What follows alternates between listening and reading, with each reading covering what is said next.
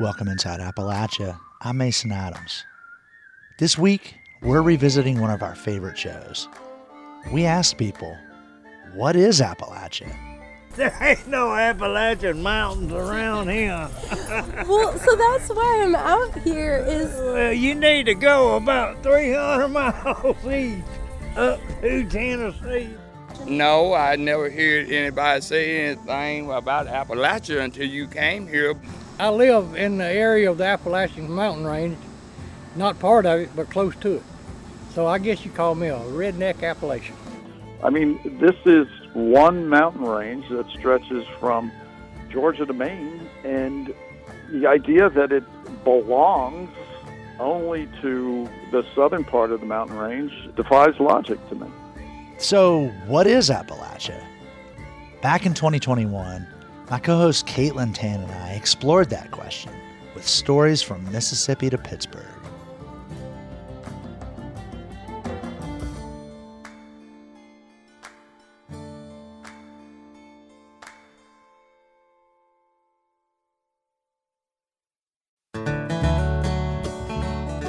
Welcome inside Appalachia. I'm Caitlin Tan. And I'm Mason Adams.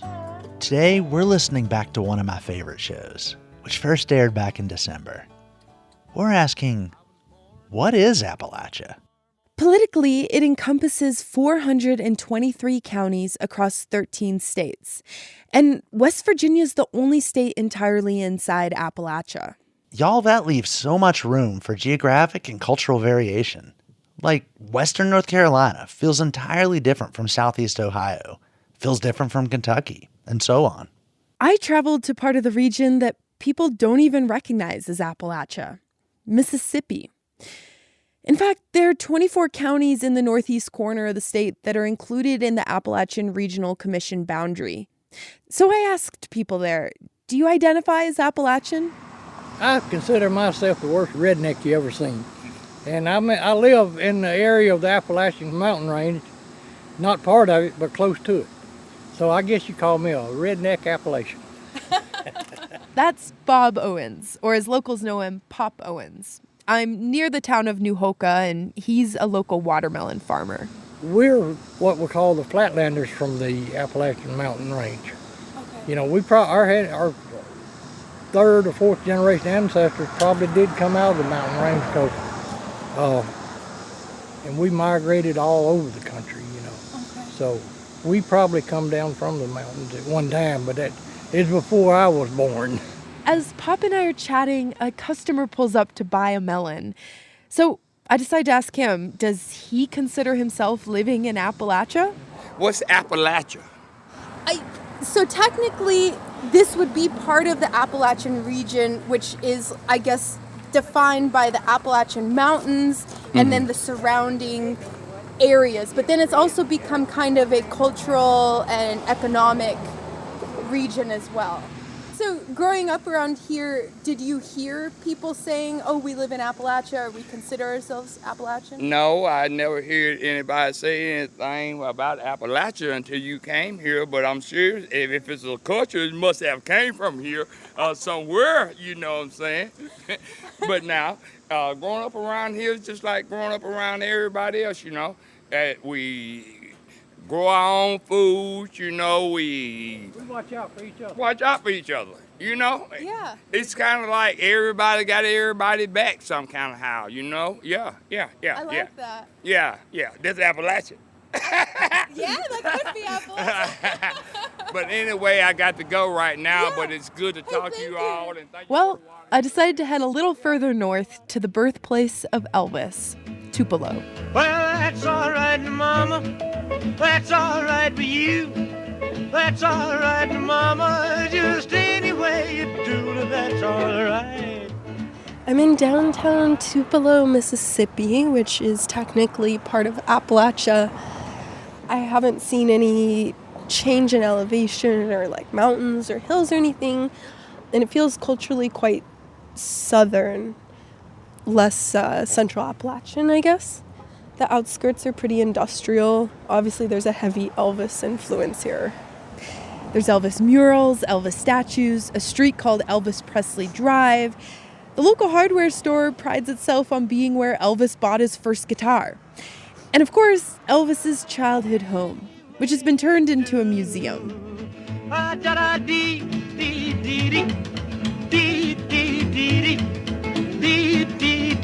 need your loving. That's all right. That's all right. At the Elvis Museum, I meet Abby. She works at the front desk. Hi. How's it going? Oh, are you trying to buy tickets? No. I actually just have a question. I actually work for a podcast about Appalachia. Abby says she isn't familiar with Mississippi being part of Appalachia, or for that matter, she isn't familiar with the word Appalachia.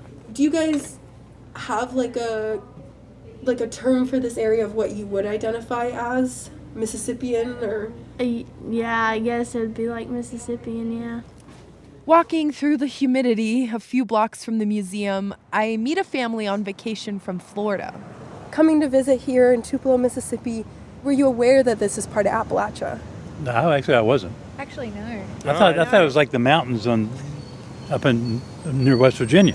Yeah, because they get the Blue Ridge and the Allegheny, right? Mm-hmm. I actually was looking at a map the other day, and I saw that it designated it down this far when we were planning our trip, and I'm like, that seems really strange to me. I didn't even realize there were like mountains down here. Does it feel flat or does it feel? No, definitely not. Again, comparatively. Yeah, once you go below the Panhandle in Florida, the only hills you'll see are on golf courses. So to someone who's a native Mississippian, they might say, well, this is nothing. So who knows? I don't know. But I would consider this hilly. Well, I decided to go to the next town, a little further northeast, deeper into Mississippi Appalachia. In 1,000 feet, turn right onto East Main Street. I'm driving on the Natchez Trace Parkway.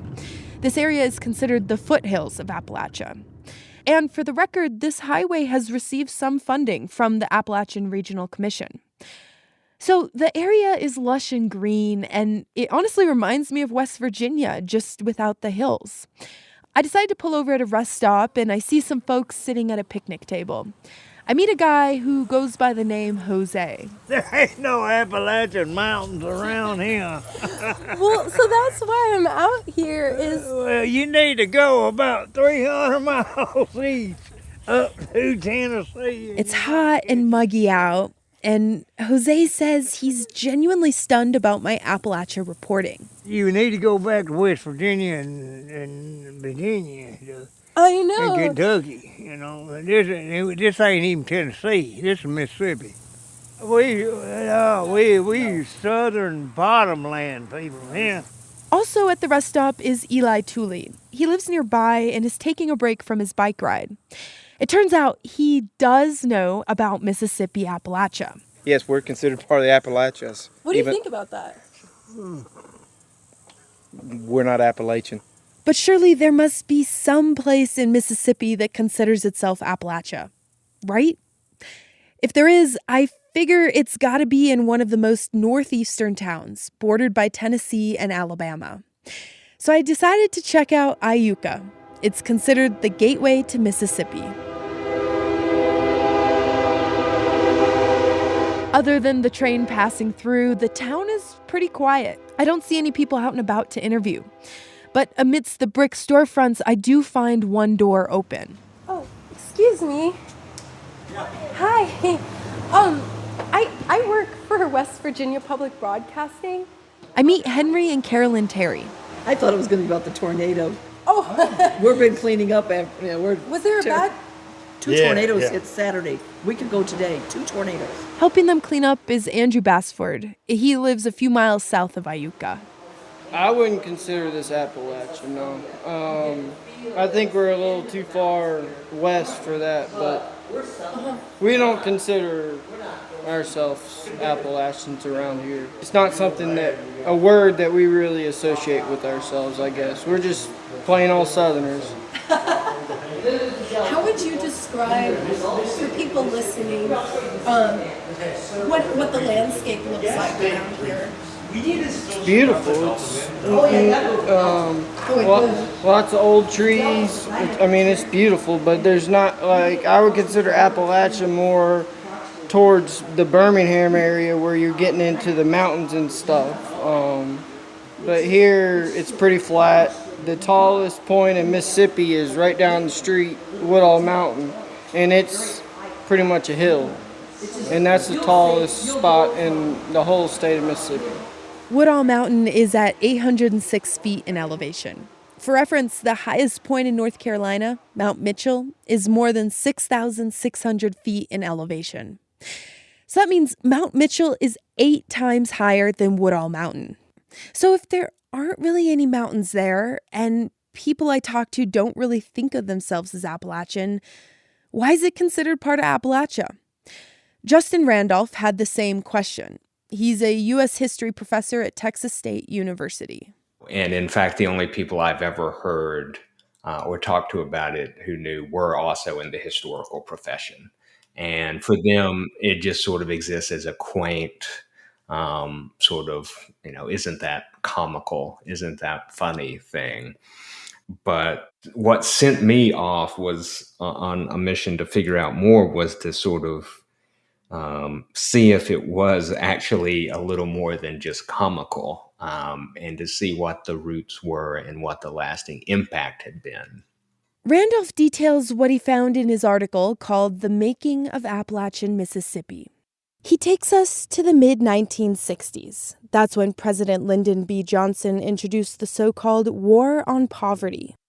It was legislation that sought to expand social welfare and helped to create the ARC. And some localities were eager for the money, including ones in Mississippi. But Randolph argues that there was another factor in Mississippi's inclusion in the ARC: race. I recently spoke with him, and he started off describing how lawmakers made the case for the designation in the 1960s. It's a flawed argument. They actually very crudely take a road atlas and they pencil in hills and mountains on East Mississippi. And they submit that map to the Congress. It is reproduced in the congressional record for all to see, like this great forgery showing that Mississippi actually had this terrain in common with northeast Alabama or western North Carolina. They made these arguments on paper, and you get them in the Congress, and they're having to defend themselves. And so when you have a lawmaker saying, but what's the difference between you and the Delta, which is known for its Black culture and has become an American poster child for poverty, these white supremacist segregationists believe it's race. And they come very close to saying in the congressional record that the reason why we can't make common cause is because people in the Delta are Black. And we are trying to control this money. And so they use euphemisms like, we don't think like people in the Delta. They use euphemisms like, poverty is different in the Delta. But people call them out on the ridiculousness of the claim that Mississippi is in Appalachia. A senator from Kentucky produces a U.S. Geological Survey map of Appalachia that shows that the mountains end around Birmingham. And they're like, how can you explain this? How could you possibly claim? And the claim that they make over and over again is that there is some sort of commonality with the culture and the terrain in North Mississippi. And in my opinion, that just boils down to whiteness. That's what they think they're talking about. And ultimately, I mean, even with that pushback, they still prevailed. Why do you think that is? Oh, well, this is the great breakdown in any sort of partisan argument about American history on some things, is that both parties are in real agreement when it comes down to some things. And Even F. Gerald Ford, who is the minority leader in the U.S. House at the time, stands on the floor and makes jokes about how we're letting Mississippi into Appalachia now, right? It provides plenty of sound bites for the major papers the next day, but there's no serious opposition that takes hold.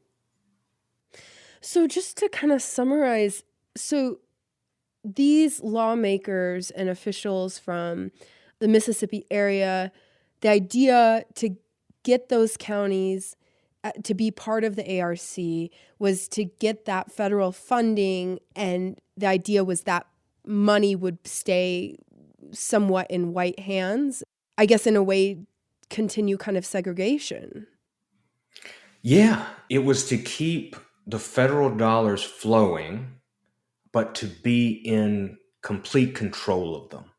And so, whereas Black Southerners were interested in child care programs and jobs programs and cooperative agriculture, white Southerners were interested in a very elite sort of infrastructure building.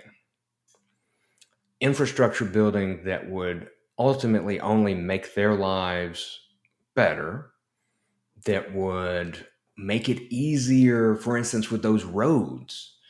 Those were to make commerce easier. They built water sport recreation parks. They built industrial parks with the idea that they would invite this industrialization that Southern states had always been left out of. And the big one that I kept finding over and over again, they wanted to build airports.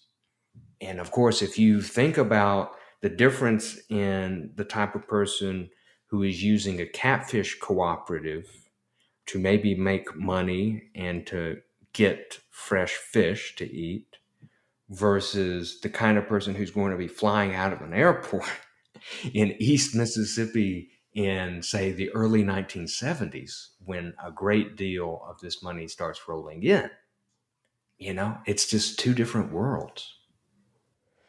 And what's interesting is, like, when you're talking about using that money to build infrastructure and ways to try to bring things to Mississippi and connect it to other parts of the world, I mean, at face value, that doesn't sound so bad, right? But then what's kind of leaves a bad taste in one's mouth is that the backdrop of this being during the civil rights movement, and that all of these lawmakers were opposed to desegregation. And so I'm trying to get to the root of why that it does.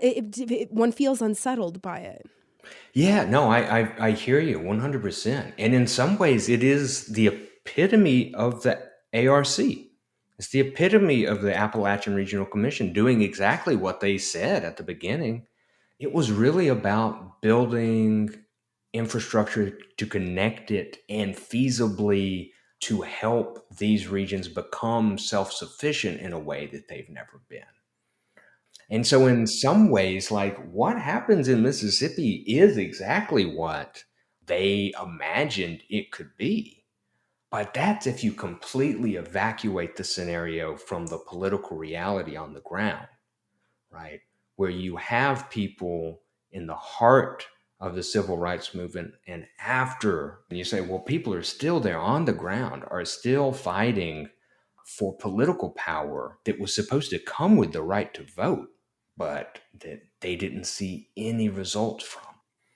That's when you start to see, okay, this was not just like a strange, quaint plugging into a system that other isolated parts of the United States were enjoying already. This was yet another way to reconsolidate political power, where it was being threatened by new actors and new political coalitions. So, Justin, how do you think that has affected things now, some 50, 60 years later? Are these counties doing better that became part of the ARC? Did it give them an upper hand? Did it continue to kind of segregate people? What do you think? Yeah, I mean, it's so hard to say. To get to any sort of concrete yes, no, better, worse thing would be difficult. But I can say that the development that has occurred has largely occurred without the input of the populations that, for instance, the War on Poverty hoped to bring to the table. Right? The idea that poor and working class, generally disfranchised people would have a say in what the economic outlook for the place they live would be. Right? That was taken off the table. And it's not to say that it's like totally segregated. In fact, the NAACP in the state of Mississippi supported Mississippi's addition to the Appalachian Regional Commission on the basis that, of course, like any more money would be great, right? We're not going to like cut ourselves off from any new money. But, they did so without any sort of expectation that the War on Poverty money would also go away, which it did. And, it's just, for me, it's the great what might have been question, because there was a moment when it was absolutely expected that formerly excluded people would be able to come together and dictate what their economy would be. Why? Because there's so much wealth in the United States. Of course, it was fine that the War on Poverty funding was coming into the state. It was a drop in the bucket. But, that moment passed, and it passed is way too passive, right? It was hastened out by people like the white Mississippians, people I call the, Appalachian Mississippians. That was Texas State University professor Justin Randolph. I reached out to the Appalachian Regional Commission after I spoke with Randolph. A staff person with the agency emailed a statement saying the boundaries and definition of Appalachia were established by and can only be changed by an act of Congress.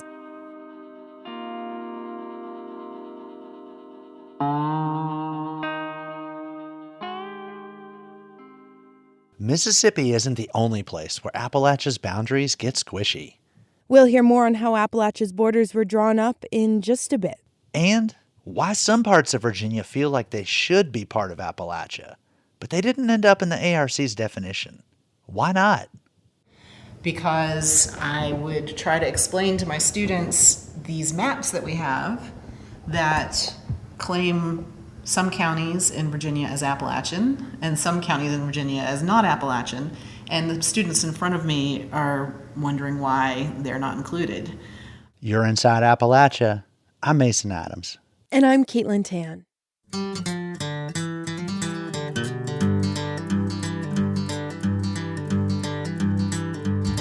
can walk to the other side of this town. Drive. Support for Inside Appalachia is provided by Concord University in Athens, West Virginia, with career-focused liberal arts education in more than 80 degrees and programs to pursue various career options, not just a single job. More at concord.edu. Support for Inside Appalachia is provided by 16 Hands, presenting self-guided studio tours with handmade crafts in Floyd County, Virginia, October 21st and 22nd. Information at 16hands.com.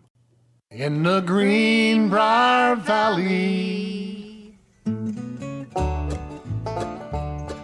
We heard earlier about the Appalachian Regional Commission and how it was created in 1965 as part of LBJ's War on Poverty.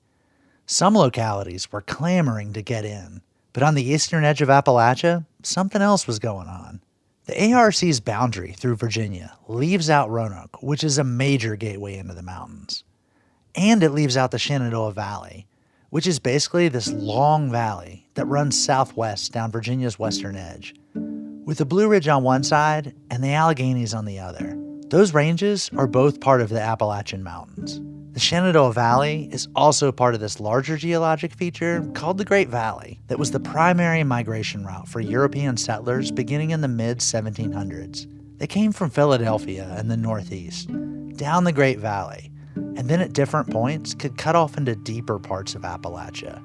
What's now West Virginia and Kentucky and Tennessee. So if Roanoke and the Shenandoah Valley seem like Appalachia, why aren't they part of the Appalachian Regional Commission? As a journalist, I've covered parts of this region for almost 20 years, and that question gnawed at me. So I decided to dig into it, and it turns out there's more to it than just geography.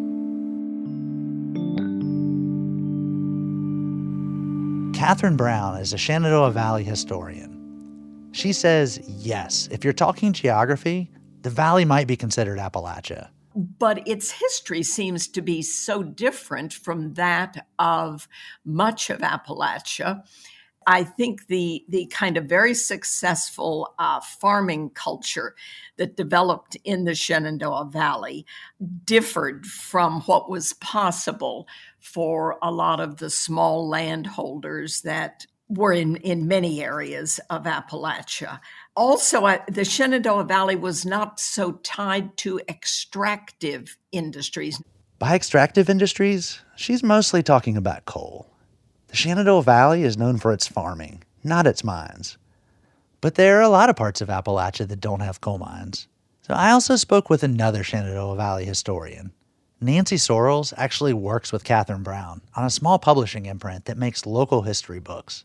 Sorrells can see the geographic connections between the Shenandoah Valley and Appalachia, but she also sees class divisions. I think there's always been, if you go back historically, more of a difference not between what's Shenandoah Valley and what's Appalachia, but what is the valley folk and the mountain folk. That dynamic sounds awfully familiar to me. It's kind of like Hillers and Creekers. The Shenandoah Valley clearly has its own specific dynamic, but it's got the general theme that where you live determines whether you're rich or poor. So I found a recent academic journal that was written all about this. It's titled Mapping Appalachia's Boundaries, and Emily Satterwhite is one of its co-authors. She's also director of the Appalachian Studies program at Virginia Tech. I asked her about what sparked her interest in figuring this out. Because I would try to explain to my students these maps that we have that claim some counties in Virginia as Appalachian and some counties in Virginia as not Appalachian, and the students in front of me are wondering why they're not included. So why weren't they? Well, let's go back to the creation of the Appalachian Regional Commission for a minute. Remember, this came in 1965 as part of a big government spending initiative, the War on Poverty. Our aim is not only to relieve the symptom of poverty, but to cure it, and above all, to prevent it. This is from Lyndon B. Johnson's State of the Union speech in 1964. No single piece of legislation, however, is going to suffice. We will launch a special effort in the chronically distressed areas of Appalachia. If you watch today's debates in Congress over big spending packages, you can easily find opposition to those proposals by people who don't think the federal government should be spending so much money. The same thing was going on in the 60s, too. Conservative Republicans and Southern Democrats were largely opposed to such programs. And the Virginia counties that weren't drawn into Appalachia, they happened to be represented by one of each, Republican Congressman Richard Poff and Democrat John Marsh Jr. Richard Poff, who has a federal building named after him in Roanoke, deliberately, quote, had his district cut out of official Appalachia as a protest against government activism. That's a line from the 2002 book Appalachia, A History by John Alexander Williams. So there it is. It's politics. Now, we should say there were counties in their districts that were drawn into the ARC, like Allegheny County, where I grew up. And it wasn't just one or two congressmen who opposed this. Local officials and civic boosters elsewhere were skeptical too. For a lot of them, the problem was just as much about the images that came out of Appalachia during the push for the war on poverty. These images were stark, often black and white, showing children with dirty faces, sitting on porches of rundown houses. These photos basically entrenched the stereotype that a lot of people still have about Appalachia as a rundown, used-up old region riddled with poverty and suffering. There were folks in cities like Roanoke, Knoxville, even Charleston, West Virginia, who didn't want to be associated with that. Emily Satterwhite wonders if that's really the core reason why these places were drawn out. I haven't been able to get to the bottom of whether we disagree with the philosophy is really just code for we don't want you to call us Appalachian. So this question of what's Appalachia and what's not, it might seem like the answer is on a map, but there's more to it than that. Emily Satterwhite started her exploration of Appalachia's boundaries by watching her students process this question of what is Appalachia and how it applied to where they grew up. And over the course of the class, she watched them wrestle with the region's history and culture. Ultimately, that process helped them come to terms with where they live and who they are. One of the things that I'm proud of my students for is coming into Intro to Appalachian Studies thinking they know what Appalachia is and that they're not part of it. But to come to the end of the semester affirming Appalachianness without celebrating it, without romanticizing it or whitewashing it or sugarcoating it. And somehow, through getting that deeper knowledge of the region, coming out the other end saying, Appalachia isn't what I thought it was. It's better in some ways, maybe worse in some ways, but it's definitely more nuanced and complicated, and I'm Appalachian. And so am I. How about you? Do you live in the Shenandoah Valley or Roanoke? Would you call yourself an Appalachian? We want to hear from you and others in places that might or might not be Appalachia. Send us an email to insideappalachia@wvpublic.org. Next, let's head to suburban Atlanta.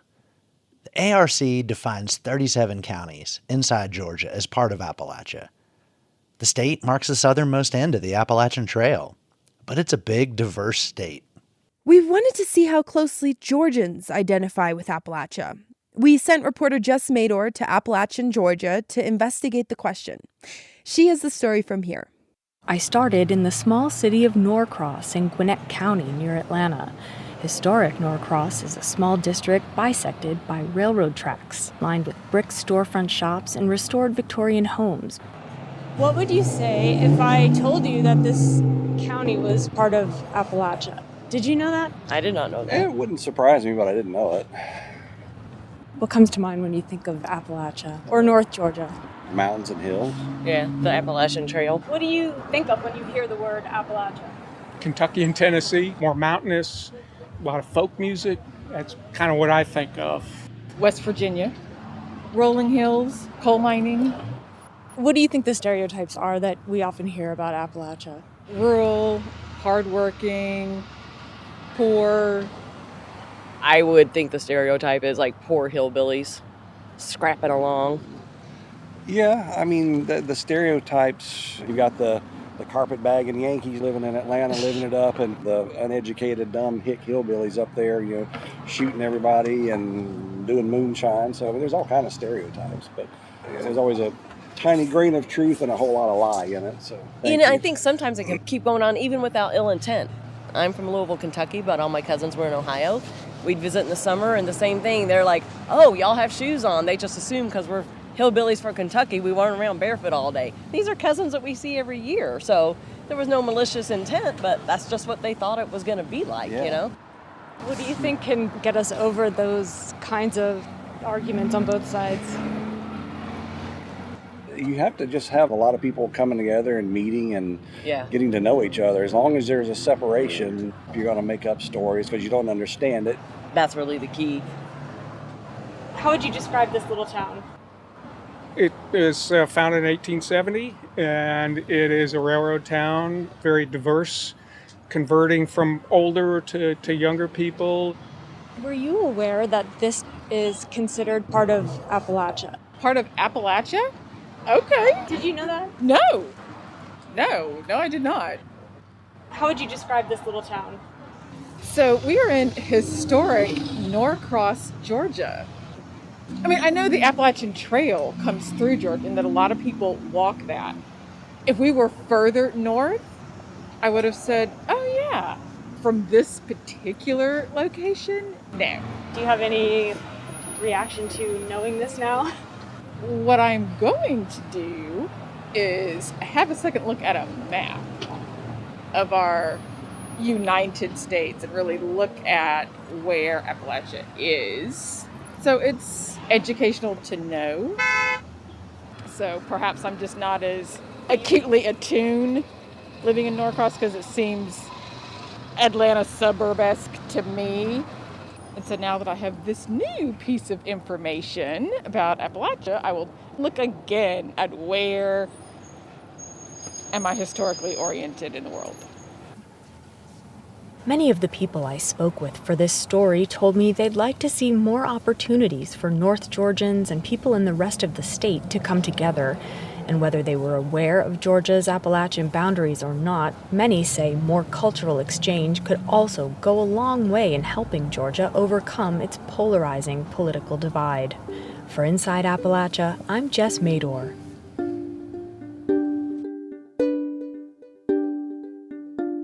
That was reporter Jess Mador in North Georgia. Well, clearly people have lots of different views on what's inside and outside Appalachia. It really depends on who you ask and where you are. And it only gets more complicated in Pittsburgh, Appalachia's largest city. It's not just a question of whether Pittsburgh is Appalachian, but also, is it Midwestern, Northeastern, Rust Belt? The answer gets thorny quick, as our producer Roxy Todd found out. When we asked people to tell us if they consider Pittsburgh a part of Appalachia, about half said something like this. I definitely do not feel that I am Appalachian culturally. That's Mark Yovanovich, who grew up just outside Pittsburgh's city limits in the Woodland Hills area. Personally, I would consider the city of Pittsburgh as sort of like a mini New York City to an extent, like very northeastern. I know people from New York City in the Northeast would definitely not consider Pittsburgh the Northeast. They might even consider us almost Midwest. I definitely don't think we're Midwest either.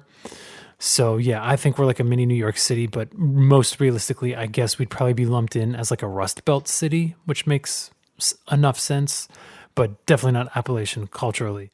This is the crux of why it's so difficult to define Pittsburgh. The city is many things. It's made up of all these little neighborhoods that historically had immigrants from places like Germany and Poland. It's an industrial Rust Belt city. It's partly Midwestern. And as for whether it can call itself a little New York, it always had a sore spot. It wasn't New York. Sabina Dietrich is a professor at the University of Pittsburgh. She says as Pittsburgh was growing in the early 1900s, upper-class elites always felt they had something to prove.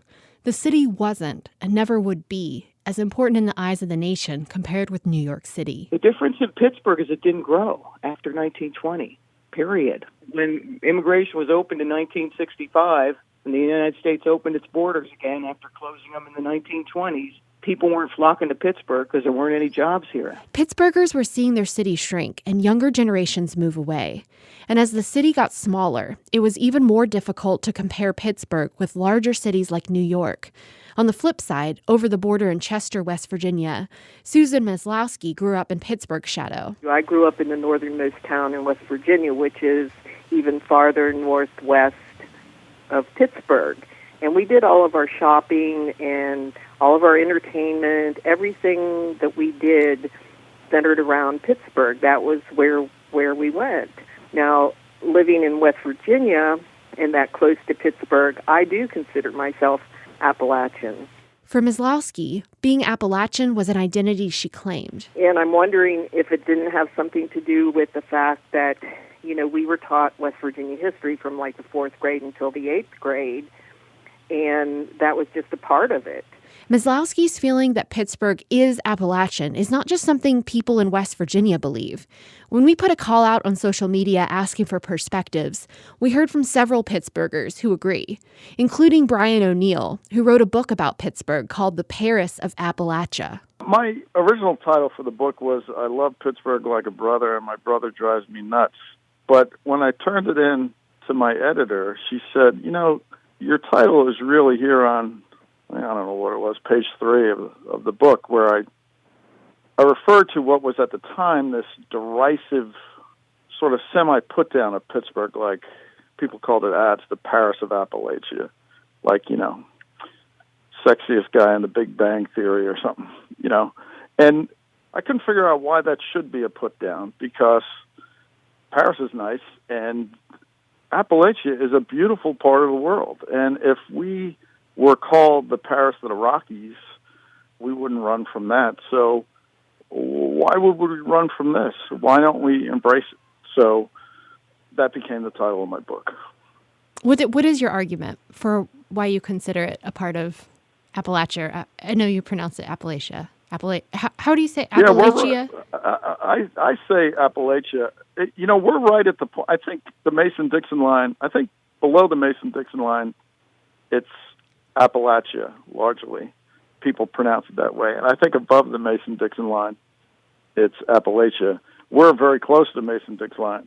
It's an hour south of us, so we get both pronunciations here. But the reason I say we're in Appalachia or Appalachia is because we obviously are. Look around. There are so many neighborhoods in Pittsburgh that are like Polish Hill or Brighton Heights or Summer Hill. These hills aren't on loan from Morgantown.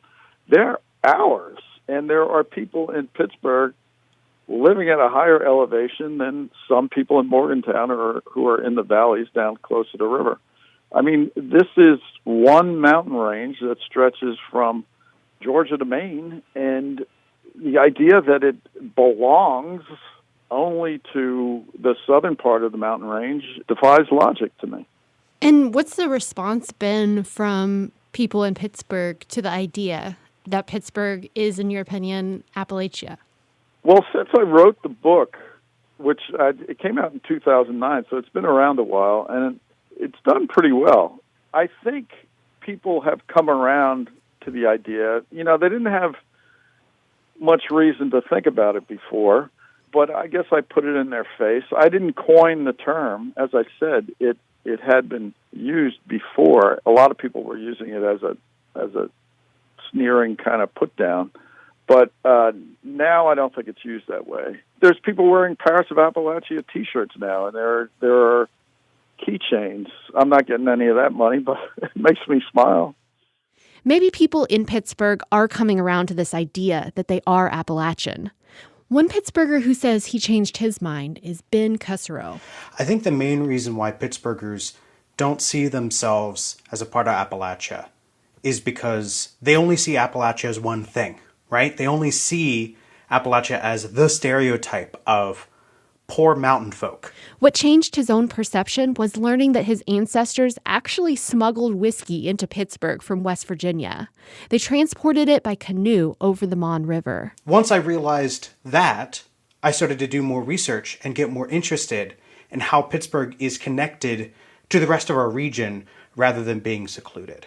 So is Pittsburgh a part of Appalachia, the Rust Belt, or the Midwest, or all the above? Likely, Pittsburghers won't ever claim just one identity. Maybe that's a good thing. For Inside Appalachia, I'm Roxy Todd. Thanks to Katie Blackley and WESA News in Pittsburgh for helping us with that story. Listeners in Pittsburgh, we'd love to hear from you. Do you feel Appalachian? And to the rest of you, do you consider Pittsburgh Appalachia? Send us a note. We're at insideappalachia@wvpublic.org. We're also on Twitter @InAppalachia.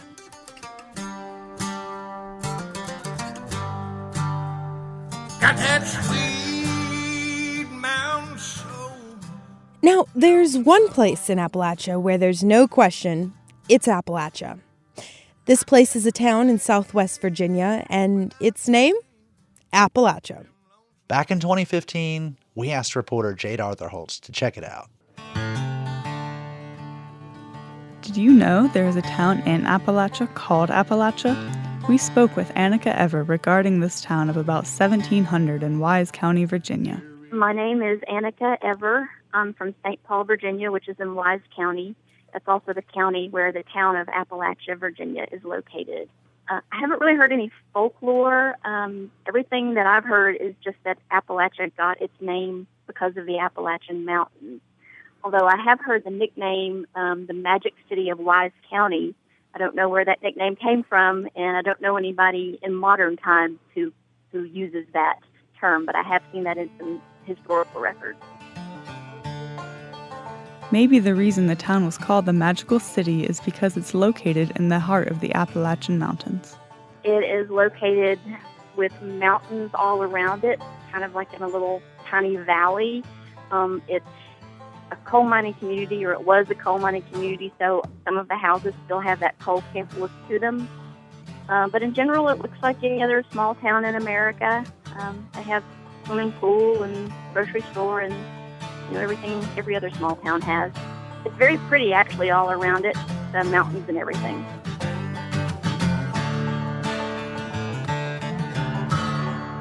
If you're not familiar with Wise County, I encourage people to come visit us. We have beautiful natural resources, and we're into ecotourism, and the river that runs through my hometown is actually one of the most biodiverse rivers in the world.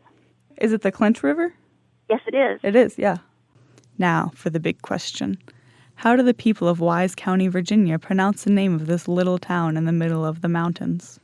I've never heard anyone from our area, from Appalachia, call it anything other than Appalachia. When I hear someone say Appalachia or Appalachia or however they pronounce it, to me, that signifies that person is not from the Appalachian region. Yeah, that seems to be the case. It seems like outsiders always pronounce it different than we do. Yes. Which is pretty interesting. They're gonna tell the world all about me, but they can't even pronounce my name. I make my home in mountain people, my spirit flowing to their veins.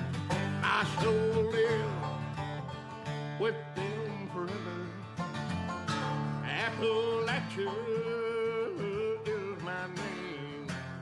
My soul will live with them forever.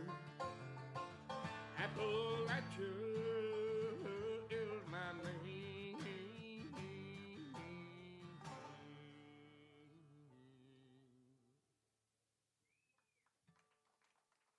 Jade Arthur-Holtz spoke with Annika Ever back in 2015. The music was by Alan Cathead Johnston of McDowell County, and it's a song he wrote about his home in the middle of Appalachia. We've talked a lot about what is Appalachia today. Southern or northern, mountains or foothills, in or out. But what about people's ideas about the city and the country, urban and rural? For our final story, we're going to Martinsburg, West Virginia, over in the Eastern Panhandle, where there's a lot of folks who commute to work in D.C. We sent reporter Shepard Snyder to talk with people there. He started by asking, do you consider yourself Appalachian? I think of West Virginia. Honestly, when I think of Appalachia, it's my hometown. It's what I'm always used to. Anytime anybody brings it up, I just think West Virginia is the picture of Appalachia and its history. I can see where people think we're more urban, especially like when you get into like Martinsburg and stuff like that, where more shops and more townhomes and houses are coming up. I don't think it's the same kind of Appalachia as you'd find in the mountains or in deep West Virginia, but there are certainly Appalachians living here, and there are customs and traditions that echo those ways. And yeah, there are people who are newer to the region than I am and that are shaping it. So yeah, it's a complicated question. Yeah, so the word is Appalachia. I'll tell you, when I grew up in New York, we learned the mountain ranges as the Rockies and the Appalachians. So I know that that's not the most popular pronunciation, but I always say, hey, that's how we pronounced it there. When I think about Appalachia, And I've, written and taught some written some scholarship about Appalachian literature and taught Appalachian literature. I think about place. I think about a specific place where the people feel very connected to it and to each other. A place that's often misrepresented and misunderstood. And that we would be better off listening to the people from Appalachia tell us what it is than trying to tell them what it means. So I see the word Appalachia, and I automatically want to think about the pronunciation of that word Appalachia. A lot of out-of-towners say Appalachia, and the people that live around here know and think it's Appalachia. And my very first memory that comes to mind is there's this composer named Aaron Copland who was also interested in this. He was pronouncing it Appalachia his whole life until he came to the area and learned it's pronounced Appalachia way after Appalachian Spring was composed.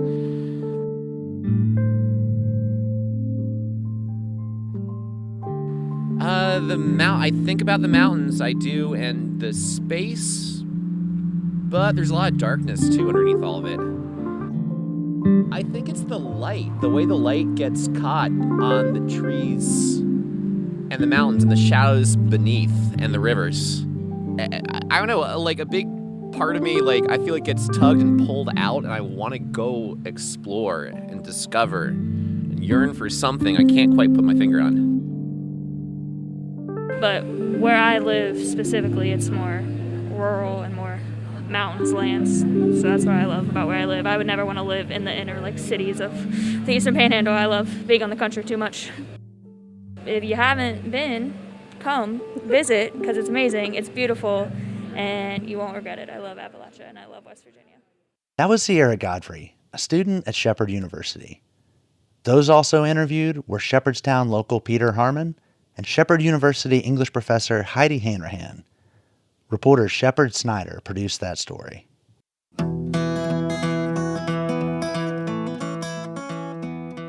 So, Caitlin, I gotta ask, where do you stand on pronouncing Appalachia? Well, it's actually kind of funny. So I'm obviously not from Appalachia. And so before I moved out to West Virginia, I always said Appalachia. That was the only way I'd ever heard it out west. But I quickly realized that more commonly people say Appalachia. And so now that's what I say. I say Appalachia.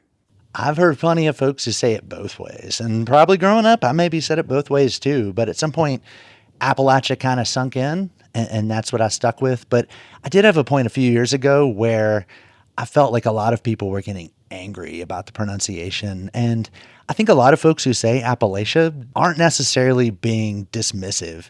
That's just the way they've heard it. So I just generally try not to accent shame people or make them feel bad for trying to engage in conversation. Unless they're making fun of my accent. Then it's okay to fight fire with fire. Well, until next time, thanks for joining us as we journey throughout Appalachia, or Appalachia, or whatever you say. See y'all next time. Our theme music is by Matt Jackford. Other music this week was provided by John Wyatt, John R. Miller, Alan Cathead Johnston, and Dinosaur Burps. Roxy Todd originally produced this episode. Bill Lynch is our current producer. Our executive producer is Eric Douglas. Kelly Libby is our editor. Our audio mixer is Patrick Stevens. Xander Alloy also helped produce this episode. You can find us on Instagram and Twitter @InAppalachia. You can also send us an email to insideappalachia@wvpublic.org or leave a message at West Virginia Public Broadcasting on Facebook. Visit wvpublic.org/InsideAppalachia to subscribe or stream all of our stories, or look for Inside Appalachia on your favorite podcast app. Inside Appalachia is a production of West Virginia Public Broadcasting.